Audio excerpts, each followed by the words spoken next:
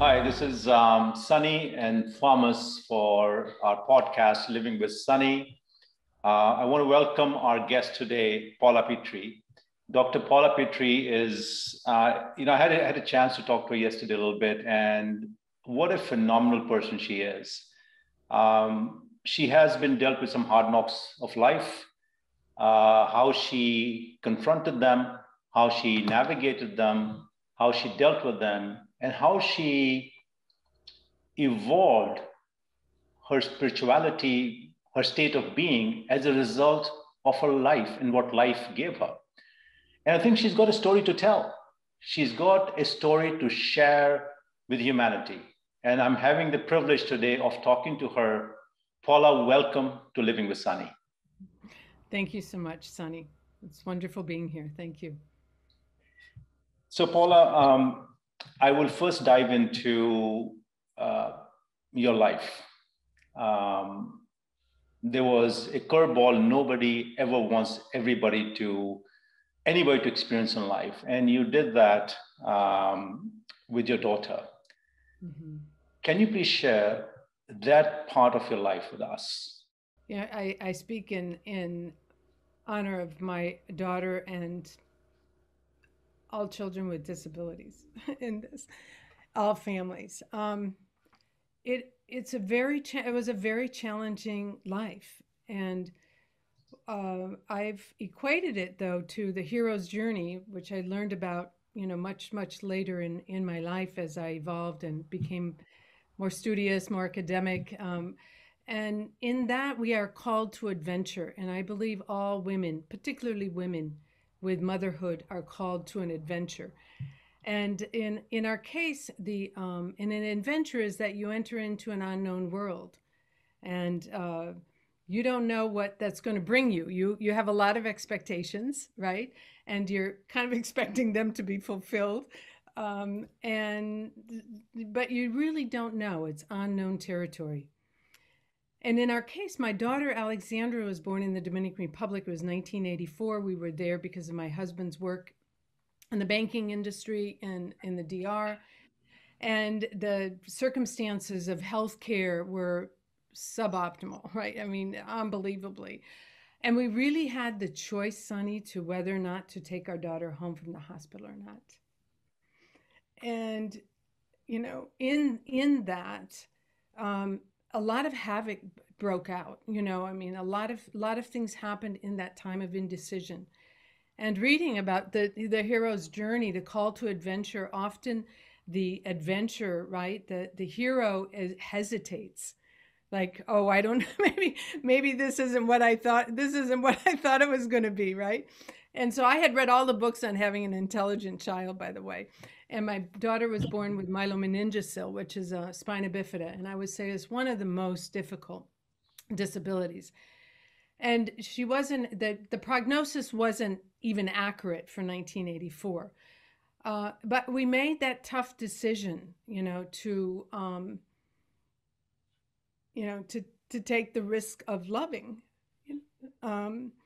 someone that you knew most probably in the prognosis we were given was going to be 1 or 2 years of life was going to pass, because it was the right thing to do, right? Like so many times in my life, looking through my life now from an extended view, when tough times hit, we need to settle into ourselves, into our very core, and decide what's best for us, because the medical community thought we were nuts. Like, poor people have these children, wealthy. We were banking level people, and plus you wouldn't leave, you wouldn't take them home, and so we went up against all the establishment in our decision. And with that, I have a beautiful quote that I like is, fall in love and let it teach you about life, and that's what happened, right? We moved to Miami for better quality care, and in that I had opportunity to form a nonprofit, help other children, other families, advocate on behalf of all children, and realizing that we all deserve the same. And until you're walking a path that is kind of reeking with the discrimination, that the equality doesn't exist, until you are personally on that path, you don't realize that that's the reality, in the United States. So that was our beginning years, and it led me to I passed legislation, mobilized parents.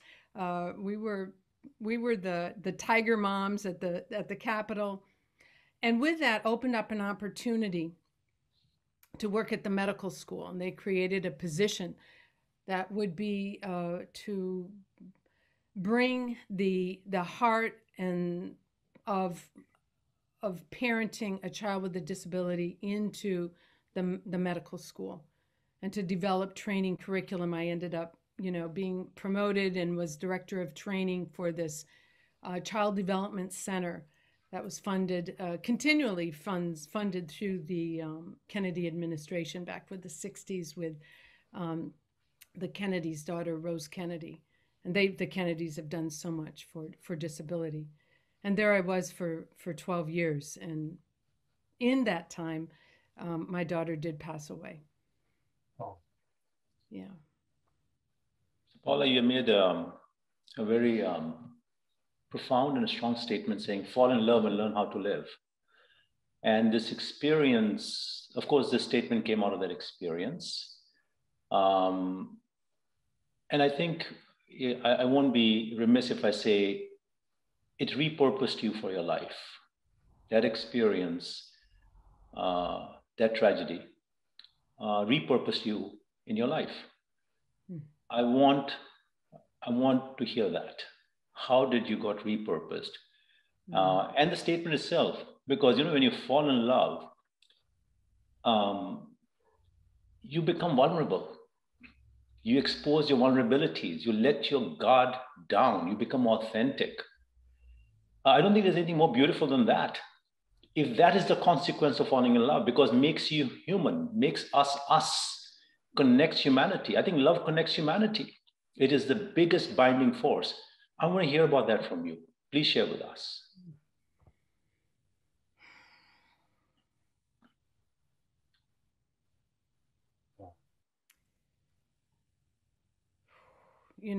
That one thing that I needed to do, Sonny, before the falling in love, was I had to give up the life that I planned for. It's a Joseph Campbell. And in order to live the life that's waiting for you. And once we surrender into what is, this is what is. And what are my moral, ethical choices within this? And you make those decisions one at a time. At each moment, you're making those decisions that align with who you are.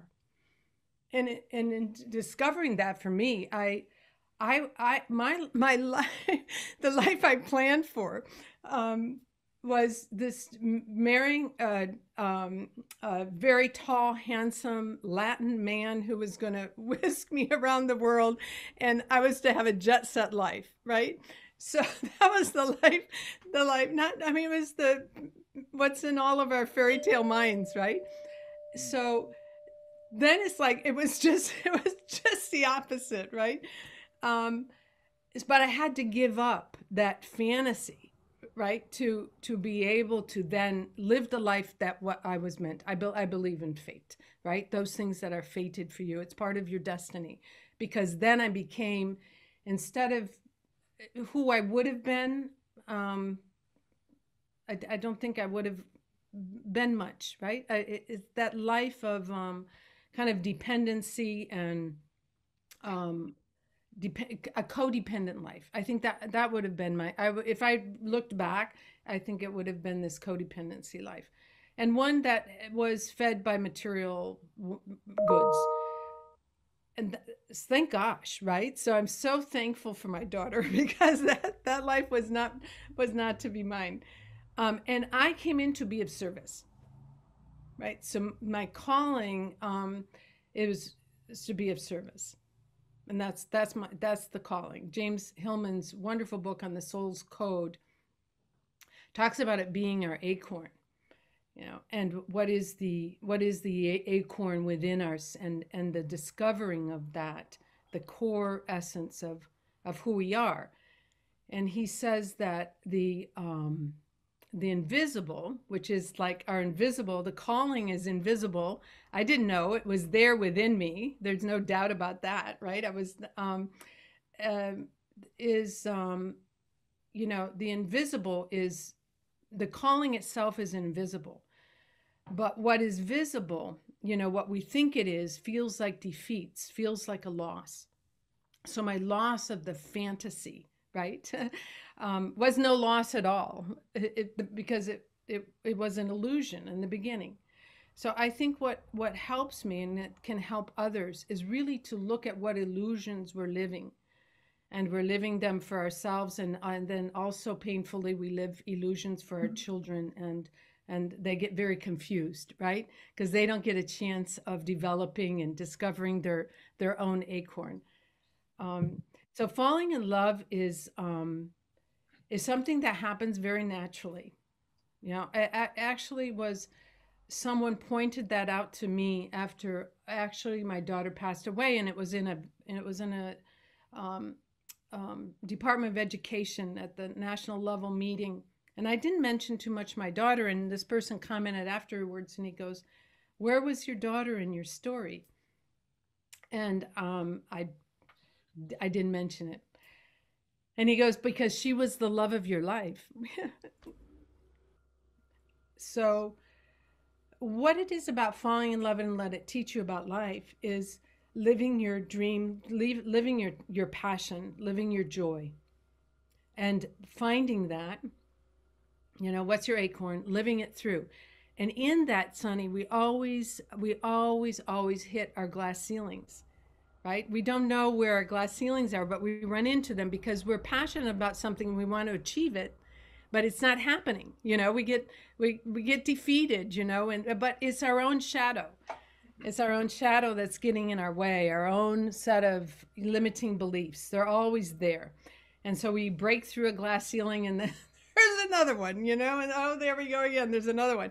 But helping people, I find it exciting now, is helping people realize that they have a glass ceiling, because people don't realize that it's invisible. All of our limiting beliefs are in the invisible world, but they're affecting us tremendously. So when we fall in love and let it teach us about life, it means that we get to run into ourselves and then do the hard work of, what did I just screw up, right? And why? And what is my role? I always ask myself in everything, what did I contribute to this mess? Where is God in all this mess? Was a question I asked a long time ago. Now I know he's everywhere, right? Beauty's everywhere. But then we always ask, when there's a messy situation, right? Where am I in all of this mess? And that's how you break through your glass ceiling. And how you discover it is by falling in love. Wow. Wow.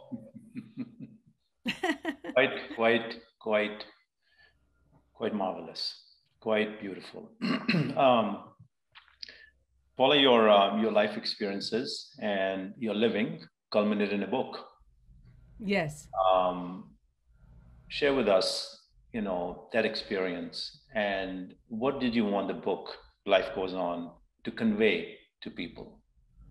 When I realized that, the book came to me in 2011, when I realized that life is eternal. It's like my daughter's here all the time.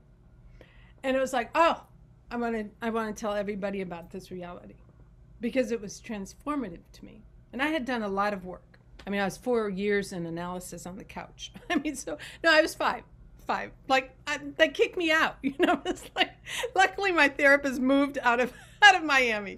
So, yeah. So I had done a lot of healing work, but I didn't realize how I still had that burning question within myself of why does this happen and what happens when we die. And I think mostly for when you lose a child, right? If it's an elderly parent, we have the hopes, of course, of seeing them again, but it's a very natural process of losing our parents. There's nothing natural about losing a child, So, and they said, like, I feel like it was cutting off my arm. No, that doesn't capture it. It's like they're in every cell of your body, and it's all being extracted out one painful moment at a time. So what I feel my awakening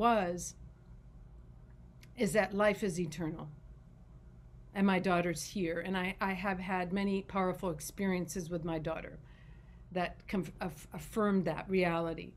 So my book was about that, and writing is a interesting chore because it's full of illusions, right? I thought I would, I was evolved enough that I would just kind of download my book. So I would kind of sit at the computer and, I don't know, in a few short months, it would all come to me. So, oh my gosh. But writing is very different than that. What I didn't realize is that I was healing as I was writing. So I would write because it begins with the birth of my daughter. So I would write, and then by that time I knew about energy healing and sound healing and all kinds of alternative,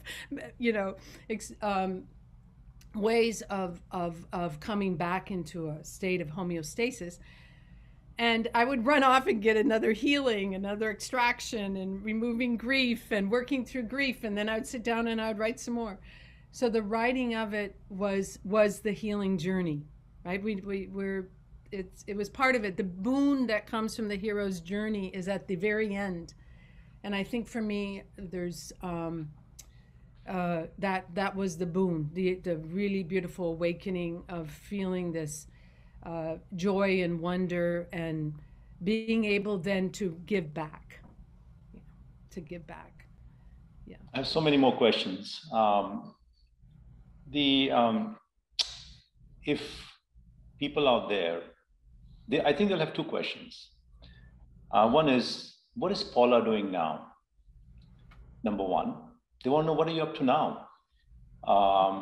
You've had a very rich life, and I mean it in a very positive, complimentary manner, because your experiences have made you so rich. The consequences of your experience have made you so rich in life that you have a lot to give. I believe you have a lot to offer to the world, not just your story, but your empathy, your understanding, your ability to show people how to love transcending everything. Well, that is powerful. It's powerful, Paula. So you have a lot to offer to the world. And I think people are going to ask, what's Paula doing nowadays? And what else is Paula doing for holistic well-being in her life? Whatever you want to share, please share. Yeah. I've been doing retreats for women since 2011, 2012. I've gone back into the disability world. I have a women's summit every year for caregivers, mothers of children with disabilities. It's holistic. So, we're toning, we're chanting, we're movement. We're looking at the goddesses that live within us and archetypal energies, sound baths, all kinds of things we're doing. And I'm thrilled because it's with the Florida Department of Education dollars that I get to do this, because we're moving, that we need to move everybody. So they complained the first or second years, and then I sent them like this long list of research. Like, okay, take a look, let me know. So that's a big part of my life. And I'm working with youth with disabilities also. But a year and a half ago, someone approached me and she said, no, I want to start a holistic school in Miami.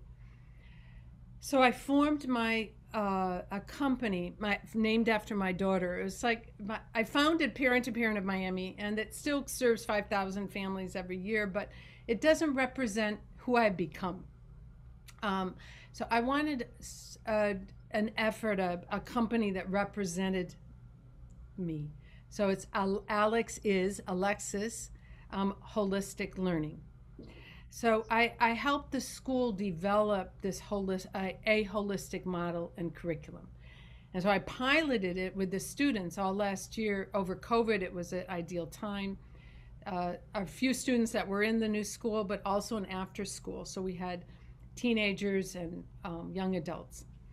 And that is teaching them who they are. Like, you know, you're not what you we're not this 2D version of selves. You know, we're multidimensional. And so and they loved it, you know. But so who I am and their brain development, who I am on stress. And to teach 10-year-olds about the amygdala, you know, and it even gets large if you have too much fear and you're seeing through fear, but it doesn't really exist, you know. Mindfulness meditation. I've created this Move to Learn movement program that was funded through the Department of Cultural Affairs in Miami years ago. So we began with that and brought them into themselves and de-stressed themselves.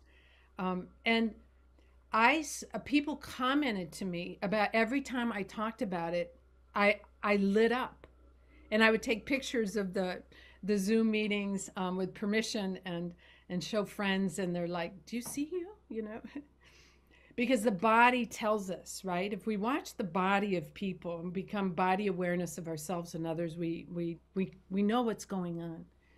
And there I was all lit up. So that's what I'm going. That's what I plan to dedicate. That's what I'm dedicating my life to. How beautiful.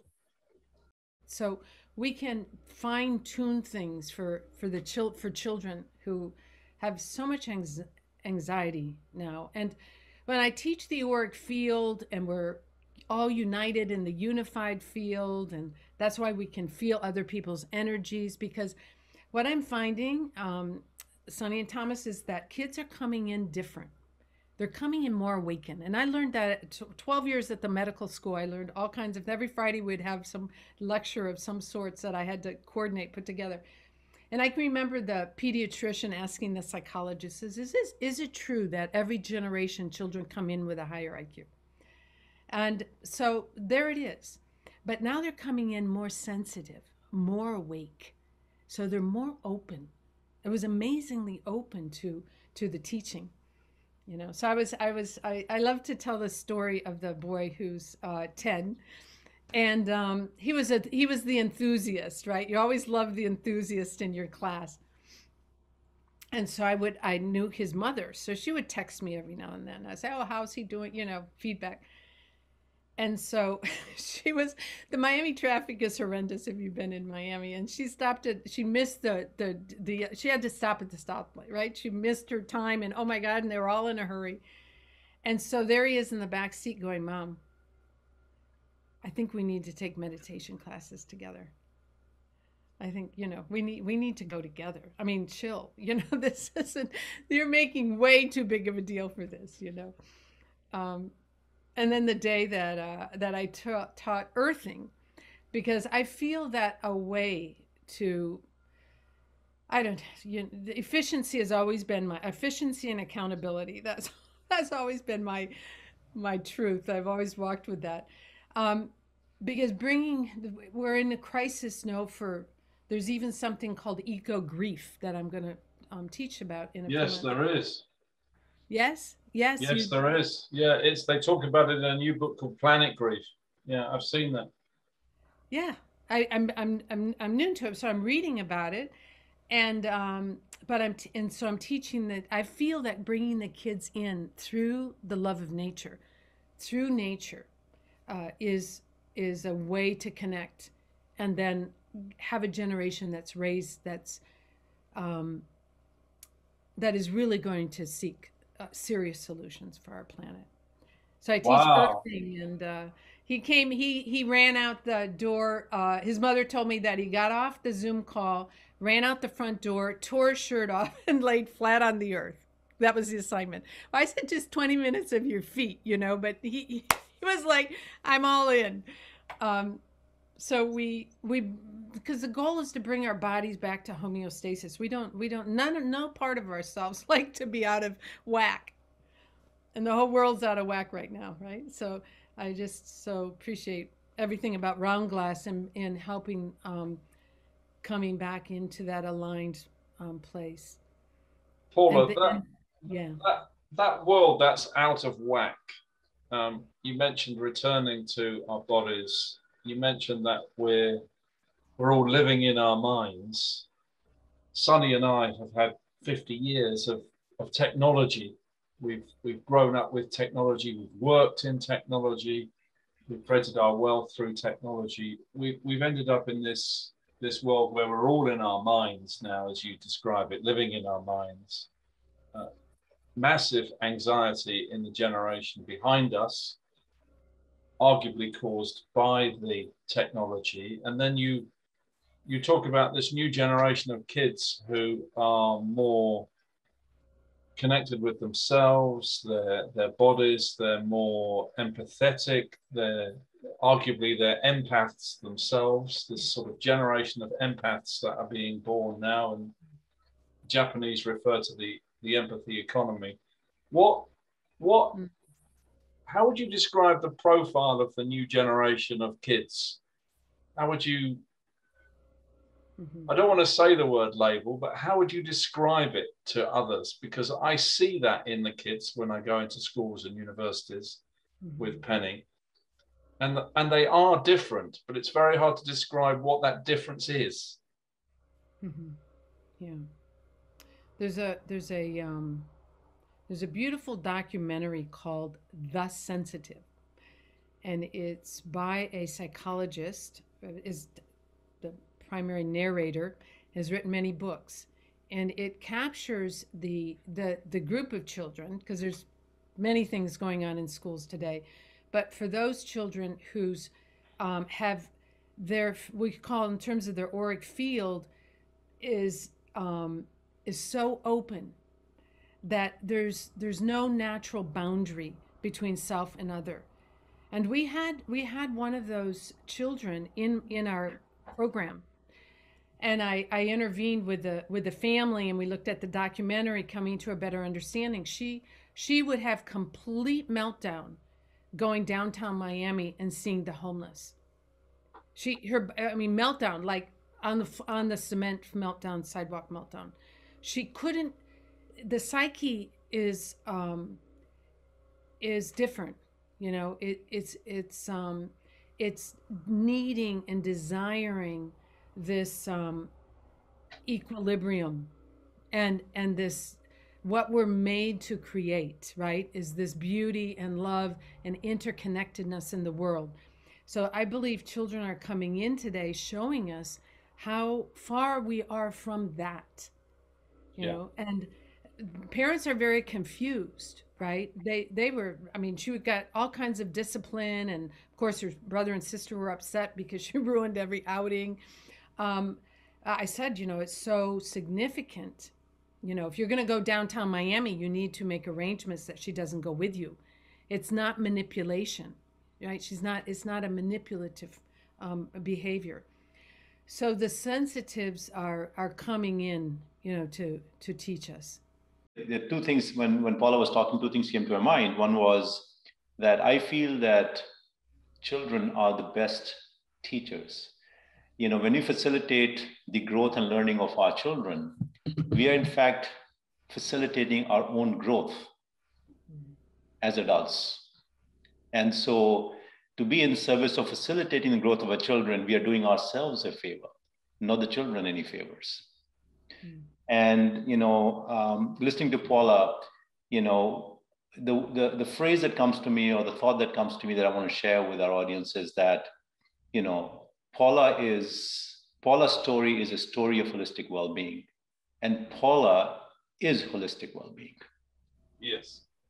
And And lastly, what I like to share with the audience is that for all you parents out there, when your kids go to bed at night, give each one of them a big hug and tell them that you love them, virtually or physically.